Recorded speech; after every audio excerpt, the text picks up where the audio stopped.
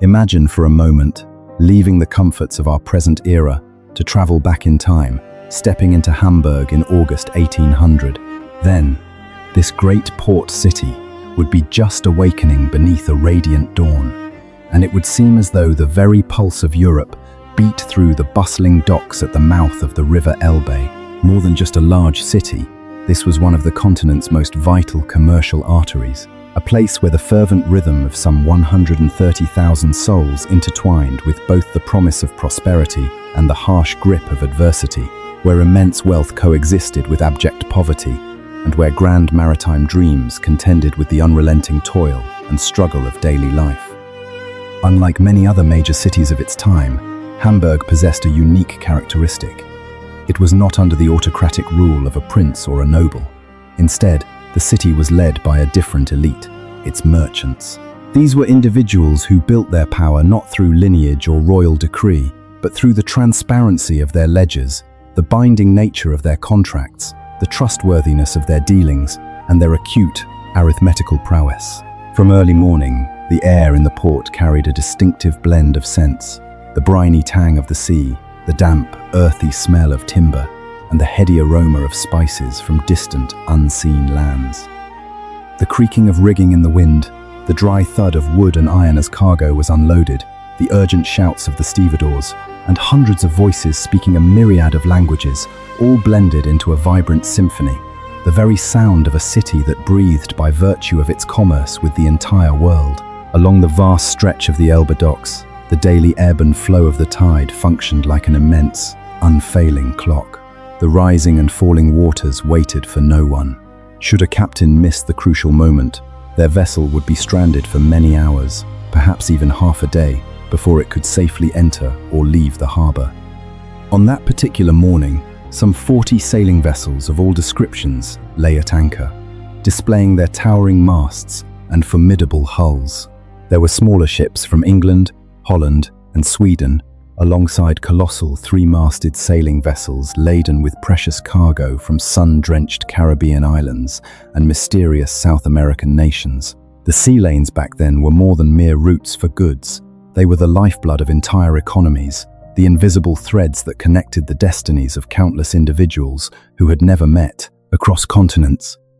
The pilots, with their seasoned experience and uncanny ability to read the sea, were among the first to plunge into the day's rhythm. They deftly rowed their small boats out to meet incoming larger ships, guiding them through treacherous channels, avoiding sandbanks and strong currents. While their earnings were considerably higher than those of an ordinary dock worker, the price of such expertise was constant peril. Every year, pilots lost their lives to unforeseen storms, treacherous whirlpools, or simply a moment's inattention amidst nature's unforgiving might. This might seem far removed from our modern lives, but upon closer reflection, an eternal truth emerges. Every prosperous society, every thriving civilization, is built upon the labor and sacrifice of those who work at risk. Individuals often unnamed, forgotten in the gilded annals of history. Along the rough-hewn stone quays, throngs of stevedores began their shifts. Approximately 2,000 men, most belonging to tightly regulated guilds, toiled relentlessly in the port. They earned just enough to live frugally day by day, and that was when they were fortunate enough to have steady work. The morning sun cast a golden glow upon the towering masts and silver-flecked waters, creating a beautiful vista. Yet, behind this picturesque beauty lay a stark, unromanticized truth. This great city of Hamburg ran on the sheer muscle, the sweat-drenched bare backs, the calloused rough hands, and the rapidly eroded youth of these men who wore out faster than any machine. From the bustling docks, one could step into the secretive world of the warehouses, sturdy, multi-story buildings constructed from brick and robust timber frames. Here, riches from across continents were stacked in layers, transforming the space into a labyrinth of aromas and untold value.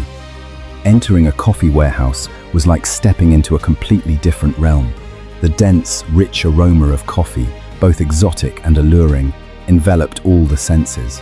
Large, heavy sacks were piled high to the ceiling, meticulously labeled with their places of origin: Jamaica, Martinique, Java, names that evoked images of distant tropical lands. Coffee was not merely a commodity. It was one of the most significant colonial products, generating immense profits for Hamburg. Every sack, every consignment was meticulously accounted for and recorded in precise detail. This city thrived on precision and absolute discipline. Here, wealth was not just goods stacked in warehouses, but also the figures in ledgers, the business reputation painstakingly built, and the rigorous control over every number and every transaction. Alongside mountains of coffee lay heavy hogsheads of raw sugar from the Caribbean, transported here for refinement. Through the hands of skilled craftsmen, this raw sugar would be transformed into pure white sugar, many times more valuable. Then there were rare spices like pungent black pepper, fragrant cinnamon, and distinctive nutmeg, items small in size but possessing immense value, some worth more than a common laborer's weekly wage. It was a stark and poignant paradox of that era. The very things that sweetened, perfumed, and beautified the luxury lives here were often produced through the sweat, tears, exploitation, and vast social chasm separating the blissful consumers from their distant creators, thousands of miles away. Hamburg's merchant class largely operated on a sophisticated and efficient intermediary model. They did not necessarily participate directly in production or embark on sailing vessels themselves. Their role was to connect parties, orchestrate the smooth flow of goods, and manage credit, insurance, and payments. In other words, they understood that the greatest power in commerce lay not merely in owning goods, but in the ability to orchestrate trust, build reputation, and manage risk.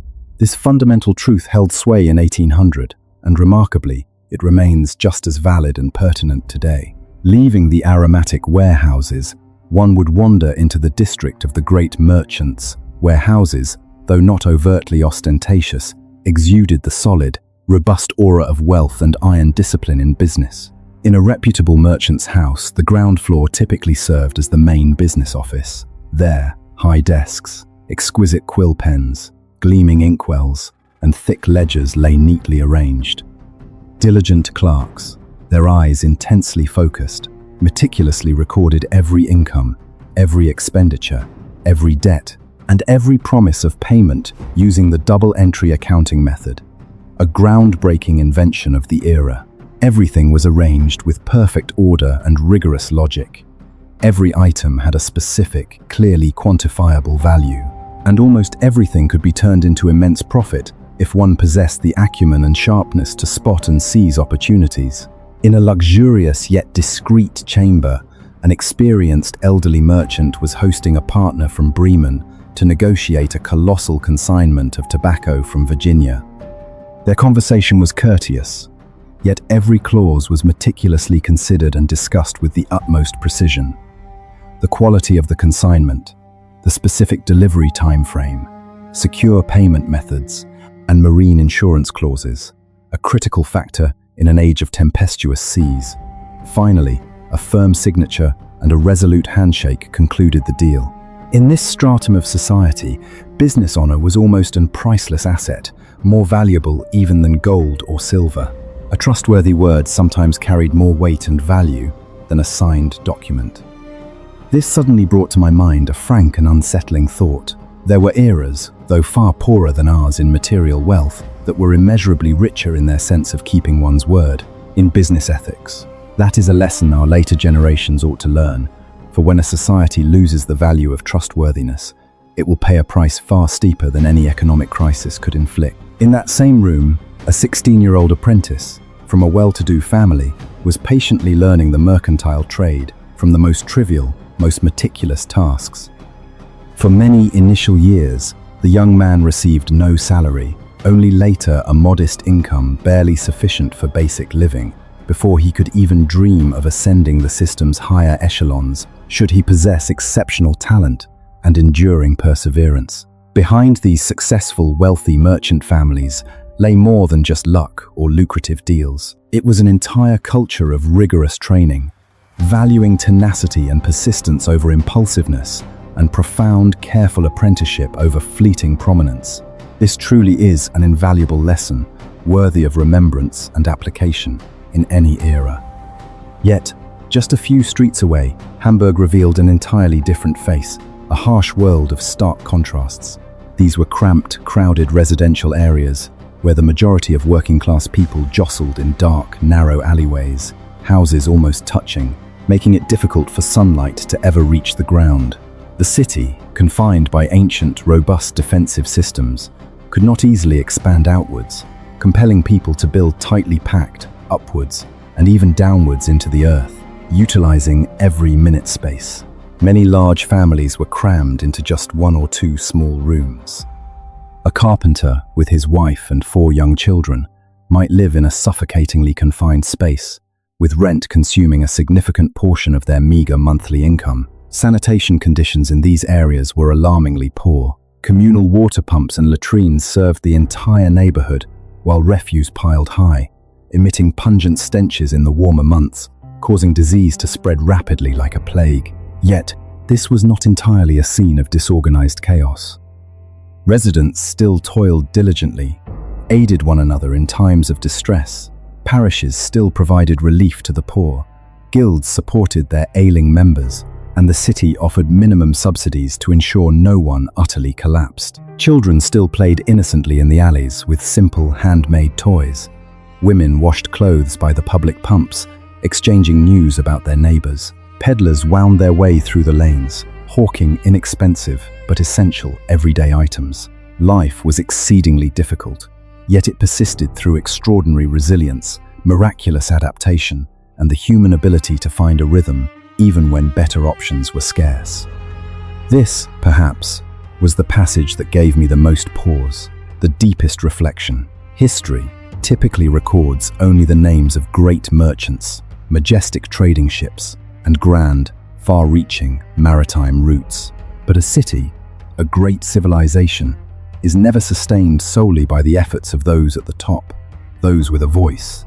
It stands firm because of the small, silent families living in those dark, narrow passages, because of individuals who never appear on the front pages of history books, yet are the ones who prevent everything from collapsing, from falling apart. If there is one essential thing to remind future generations about the past, it is a profound respect for ordinary labor, for those silent individuals. Not everyone achieves greatness, but millions of ordinary people, with their simple, daily work, are truly the bedrock, the genuine pillars of every civilization, of every society. Continuing our journey, we arrive at the city's old fish market, where Hamburg displayed another, perhaps its most, vibrant and bustling heartbeat. Freshly caught fish from the river Elbe were laid out in abundance. Fresh vegetables and fruits from the suburban areas were brought in. Potatoes, a new and efficient food source, had become a common staple in every household. This was more than just a food market. It was also a center for employment, a meeting place, a bustling exchange for opportunities for everyone. Stevedores stood waiting for hire, their eyes alight with hope. Captains sought sailors for new voyages. Artisans advertised their services. Everyone here understood one thing clearly. Labor was not merely an obligation, but a prerequisite for survival, for existence itself. Amidst the market, one could observe all social strata mingling. Well-dressed citizens, indicative of their comfortable status, mingled with laborers in rough, faded, sweat-soaked clothes. Sailors from distant lands, their myriad languages sounding simultaneously, created a rare cultural diversity. Social order was still distinctly present, yet not as rigidly enforced as in many other places. A wealthy merchant might cordially greet his former apprentice, now running a small shop of his own. A captain might directly negotiate wages with a dock worker. In a city that thrived on exchange and commerce, class boundaries were sometimes more fluid, more adaptable than in places sustained by hereditary privilege or inherited power. That was another memorable aspect of Hamburg. Here, opportunity was not equally distributed, but at least it was not entirely closed off. It remained ajar for those astute enough to seize it. Returning to the docks at midday, when the sun was at its zenith, the most arduous work proceeded at maximum intensity. A colossal trading vessel from England was being unloaded. Teams of stevedores traversed narrow planks, slick with seawater, carrying loads so heavy that a single misstep could prove fatal. They toiled relentlessly from the earliest dawn until the sun had fully set. When urgency demanded, they worked through the night by the flickering light of torches for a paltry additional wage. They were paid daily, for their lives allowed no waiting. Their bodies quickly deteriorated, decaying. Many, barely 40 years old, were already completely exhausted, crippled by broken backs, failing knees, and chronic, excruciating joint pain. And yet, amidst all this hardship and pain, an extraordinary sense of self-respect shone through. They understood their intrinsic value to the city. Without them, goods would never move, ships could not be unloaded, and the city's wealth would lie inert upon the water, meaningless. I believe this is something later generations too easily forget. In an age where everything happens so quickly and conveniently, behind every smoothly running, efficient system are individuals silently, unassumingly bearing the heaviest, roughest burden of that colossal machinery. As the sun finally set, painting a corner of the sky crimson, Hamburg did not truly fall asleep. The shabby yet convivial taverns in the dockside district began to fill, becoming more bustling than ever. Workers, sailors, and craftsmen, after a day of grueling labor, gathered in the cramped, smoky, dimly lit spaces. Cheap beer flowed freely. An old, weather-beaten sailor recounted fascinating tales of distant Barbados, mysterious Jamaica, or enchanting Calcutta. Younger men listened intently, as if watching a vivid, colorful film unfold. There were the lilting notes of a mandolin, someone singing along, others gambling with cards, quiet bargains struck in the shadows, smuggled goods exchanged, hot news bought and sold, and women clinging to their last options for survival. It was a world utterly devoid of glamour, utterly unromanticized, yet profoundly real and vibrant. After a day of exhaustion, people needed a place to forget their worries, to hear life's stories, to laugh, to drink, to feel they were not entirely alone amidst life's complexities. I believe this is also why history deserves to be told with deep empathy, through humanistic vignettes, rather than merely through dry figures and statistics. For if one only examines goods, output, and profits, one will never truly comprehend a city. To understand a city, one must look at where people earn their living, suffer, hope, and strive to preserve their fragile dignity before tomorrow begins anew with its relentless cycles. Around 10 o'clock that night, the taverns gradually thinned out. The next morning, many of them would have to rise very early again, stepping back into the old routine of work. Out on the Elbe, sailing ships still silently lay at anchor in the tranquil darkness, patiently awaiting their turn to unload. Hamburg never truly stood still. It was a city of ceaseless motion, of fervent exchange, of tireless labor, and of sharp contrasts coexisting within a confined space. From a distance, Hamburg in 1800 appeared as a magnificent testament to commercial triumph and burgeoning wealth. Yet, upon closer inspection, through a more discerning and empathetic lens, it revealed itself as a poignant narrative of prosperity's true, often hidden, cost. Some accumulated fortunes through their foresight, intellect, and an ironclad discipline. Others merely scraped by, surviving day to day thanks to their calloused hands and extraordinary resilience. For some, it was a boundless repository of opportunities, a harbor where dreams could finally birth. But for countless others, it was an unending cycle of toil, a life shackled by relentless labor and perpetual scarcity. The stark, undeniable truth, perhaps, was that both realities coexisted, each valid in its own painful way. Perhaps the most invaluable and profound lesson gleaned from Hamburg wasn't merely the extent of its wealth, but rather the way the city compels us to reevaluate how humanity gauges and defines success itself. We are often too readily captivated by the opulent, gleaming symbols of an era. Colossal trading ports, immense currents of goods surging through them, powerful, affluent families, grand, stately mansions, and multi-million-pound contracts. However, the deeper one delves into this intricate tapestry, the more convinced I become that history's true worth lies not in admiring the victors, those who stood atop the pinnacle of glory, but in fully and genuinely comprehending the collective price an entire society, a whole generation, was forced to pay to construct that dazzling facade of prosperity. What most disquiets and profoundly troubles me is that the vast majority of those who silently bore the weight of the entire city upon their weary shoulders rarely find their names etched in the annals of history. They left no grand oil portraits adorning stately walls, nor did they sign momentous contracts that altered the fate of nations. No meticulous chroniclers were assigned to record the minutiae of their lives.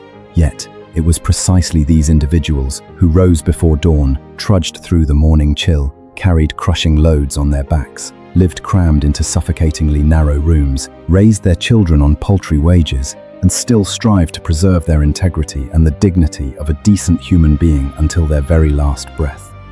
The more I reflect on this, the more I believe that history must not only be recounted with dry knowledge and objective facts, but also with profound gratitude and sincere appreciation.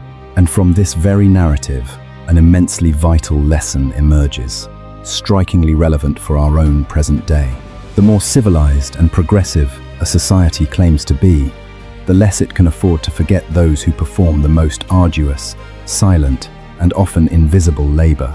We may justifiably pride ourselves on scientific and technological advancements, on dizzying economic growth, and on the convenience of modern life.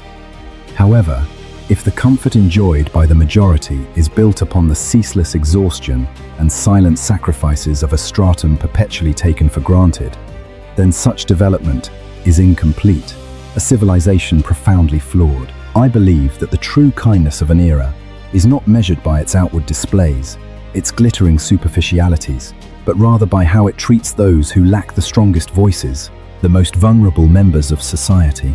Hamburg in 1800 also offers another deeply human reminder. Regardless of the epoch, people have always lived for more than mere sustenance, more than food, clothing, and money.